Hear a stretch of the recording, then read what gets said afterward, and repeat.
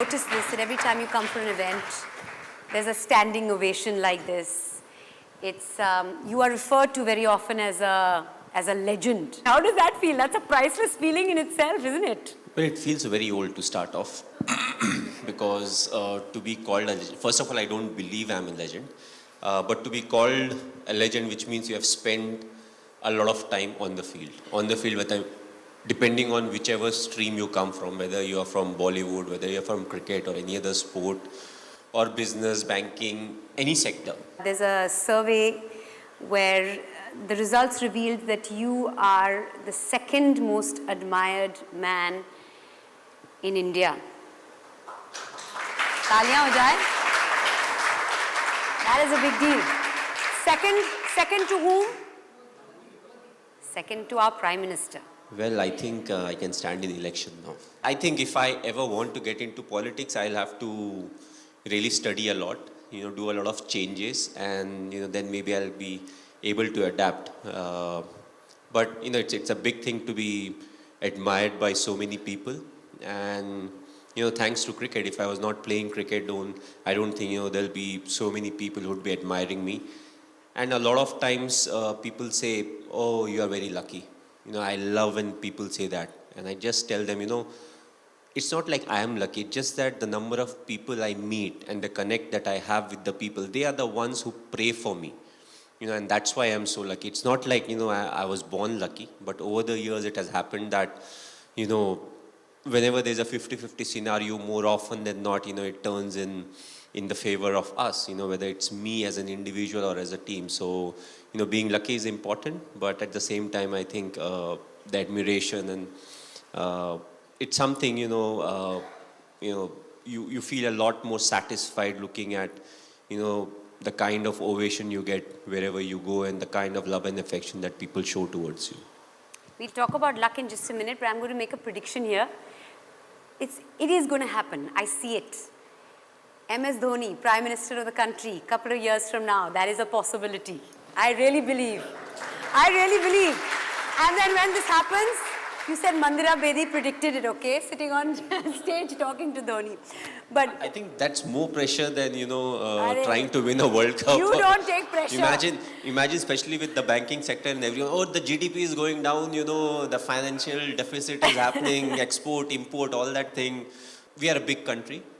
The number of people, that in itself is a big challenge. We talk about, local trains or buses or roads, but we are just too big, and it will take time, for us to become what some of the other countries are. But I always felt till your intention is right and you're moving forward thinking that this is what is good for the country or the state, that is the right decision. We've seen a World Cup win, we've seen a T20 World Cup win, we've seen India at number one, ranked at number one for 18 months in the test format. So you've given our country many, many, many priceless moments. A big round of applause for that, ladies and gentlemen. But what would you say is your priceless moment as far as the cricketing career is concerned, A as captain and B as player? Well, the answer would be very different. A lot of people would be expecting, okay, this is something that he would pick, that is something that he would pick. But the two special moments, first I would say it was just after the 2007 T20 World Cup.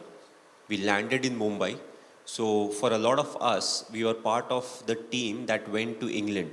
And from England, we got selected and we went to South Africa for the T20 World Cup. So we won, we were coming back, and that day it was very cloudy and it was raining.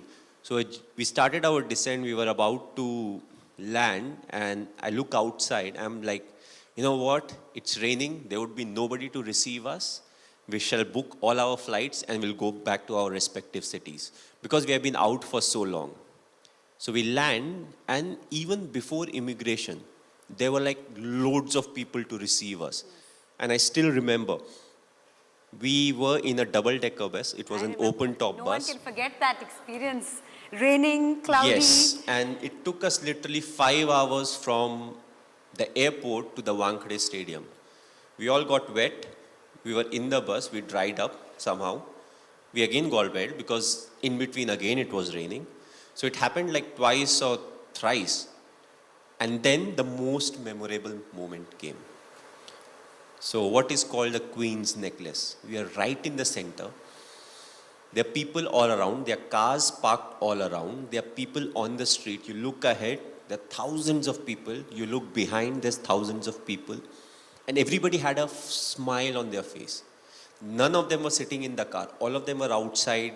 They were having their cameras. They had that smile. They were clicking pictures. I don't know how many of them actually missed their flights or were very late for work. It was not late. It would have been very late for work. But that's what it meant to them. You know, we were thinking, okay, we'll go back home. And then the kind of response we got. And also, we don't really have anything to compare it to. Because 2011 we won, but there was no celebration like that. Like this. Because we never went out, nothing really happened. Even the time when we won, we were in the stadium till 1:30. And we actually, like, I personally actually didn't see the people celebrate on the street. Whatever we saw was on television. So, you know, that was a very memorable moment. The second would be, it was during the 2011 World Cup. It was during the finals. We were we were playing at Wankhede. And it was like 10 or 15 runs were needed. And me and Yuvraj, we were batting. And all of a sudden, the crowd, they start singing the song Vande Mataram. Oh my God, that gives me goosebumps. And you're right in the middle, and imagine 40,000 people, you know, saying Vande Mataram. And so it used to start from, let's say, if it started from North Stand, your ears actually move because it goes around.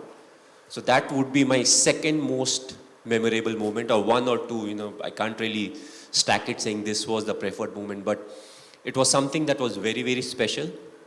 And I don't know if I would ever be able to witness something like that, because you may have 40,000 people singing the national anthem or singing the national song, but that atmosphere, the moment, the hard work that was put for that 45, 50 days, you know, during the World Cup, whether it will come or not, you know, so I feel these are the two priceless moments when it comes to my cricketing career. And there have been lots of other moments, but these two I think were very, very priceless, you know, to me.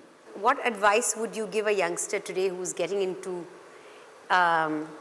cricket or sport, any kind of competitive sport maybe?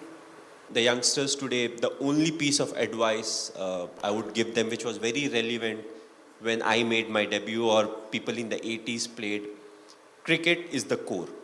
You take care of cricket, everything else will take care of itself. So this is you.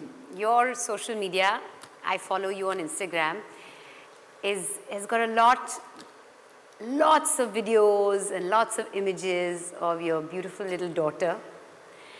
Tell us or share with us one of the most priceless moments that you've had with her. I think the most priceless moment was after the World Cup when we came back, and Sakshi and Ziva, they were still in Delhi at that point of time, Gurgaon. And the first time I saw her, I picked her up, and she must be 2 months or 1.5 months, and she made a lot of noise. That was the first time she was seeing me. I don't know whether she saw me or not, because they say as a kid who's 1 month, 2 months, they can't really see long. Yeah, their vision isn't developed. But for the full 5 minutes, she was making noise, she was giggling, and Sakshi was like, she has never done it. I don't know why she's doing it. She even had problem with that. Why is she doing it? Why she never First you does were not it there. with me? Now she's Yes. come. Why is she responding to you like this? Yeah, so I think that was a priceless moment, because whatever said and done, that first time when you see your newborn, you know, something happens which is very difficult to describe in word. And from that till now, she's 4.5, and every time she comes in and she has a new question or answer. And the latest is, you know, when you ask me, okay, why do you love Papa? Papa is money. Oh, wow. I don't know who taught her, but she's straightforward. She's like, why do you love Papa? Oh, because Papa is money. That priceless moment that gave you your first grey hair. Do you remember it? I think it started very early in our career, you know, because every game that you play when it comes to cricket, it may be your last game. You know, so like my fifth game was almost my last game. People say different things about it, but I had not scored in the first 4 games. The fifth game, after the game, there was a selection meeting that was held. So there's 99% chances coming from Bihar, Jharkhand, which was not very well known for cricket. If I had not scored in that game, I think 90% I would have been kicked out of the team, which people say no, they That's would where your have. first grey hair came, I think so. probably. Yeah.